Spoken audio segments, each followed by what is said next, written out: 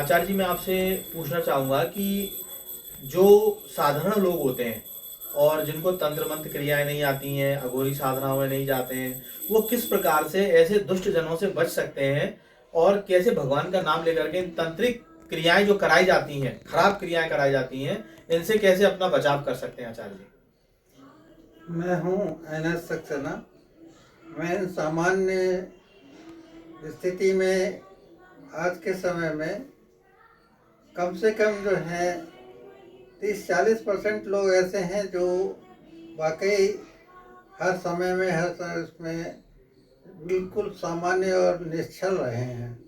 उनके लिए सिर्फ ये है, कोई कितना ही कुछ भी करता रहे, आप 3-4 चीज़ों को अपने ऊपर निश्चित रूप से प्रतिदिन कीजिए। आप उसका रिजल्ट देखिए कि आपको कितना जो है, आदमी कितना भी कुछ भी करता रहे उसका कोई दुष्प्रभाव आप पर आएगा नहीं। सबसे पहले आप जब सो के उठते हैं तो बेड से नीचे आने से पहले सबसे पहले आप अपने दोनों हाथों को प्रार्थना के रूप में अपने आँखों के सामने रखिए और कलाई से लेके ऊपर उंगली तक धीरे धीरे देखिए, और ये क्रिया 3 बार करके उससे फिर हटा लीजिए।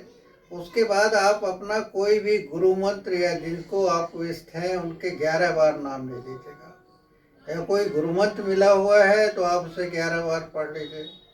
उसके बाद जब आप वहाँ अपने बेड से उतरे तो सबसे पहले आपका सीधा पैर ही जमीन को टच करना चाहिए। उसके बाद फिर आप जो है अपने माँ बाप का जो है वो स्मरण कीजिए, उनको नमन कीजिए। जो है सीधे आपके घर में कोई ना कोई देवालय जरूर होगा, उस देवालय में जाके आप नमन कर लीजिए और जो ये प्रार्थना कीजिए कि हे प्रभु, मेरा आज का दिन मंगलमय हो और आपका आशीर्वाद में हो। और उसके बाद आप अपने नित्य कर्म पूजा वगैरह जो करने हैं, जो नित्य कार्य करने हैं, वो प्रारंभ करें। दूसरा, खड़े होकर पानी पीना बिल्कुल बंद कर दें। जैसे आजकल का एक चलन चल गया है कि वो बोतल से ही पानी पी रहे हैं, गिलास से खड़े होकर मुंह ऊपर करके पानी पी रहे हैं। पानी अगर आपको पीना है तो बैठ के और गिलास से मुंह लगा के पीना है। और तीसरा, जब भी आप कभी कहीं किसी काम के लिए घर से बाहर निकलें तो सीधा पैर ही पहले निकालें।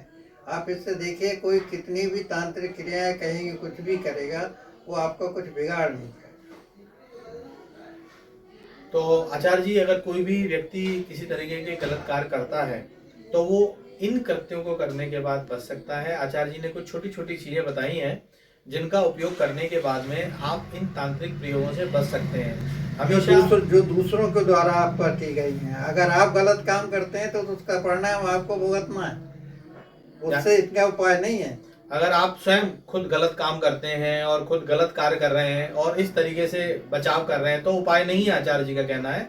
सत्यता है, अगर आप सही हैं और सत्य मार्ग पर हैं तो आचार्य जी के बनाए हुए जो बताए हुए उपाय हैं, अगर आप उसको करते हैं तो निश्चित रूप से दूसरा अगर आपके ऊपर कर रहा है तो वो निश्चित रूप से फल मिलेगा। बहुत बहुत धन्यवाद आचार्य।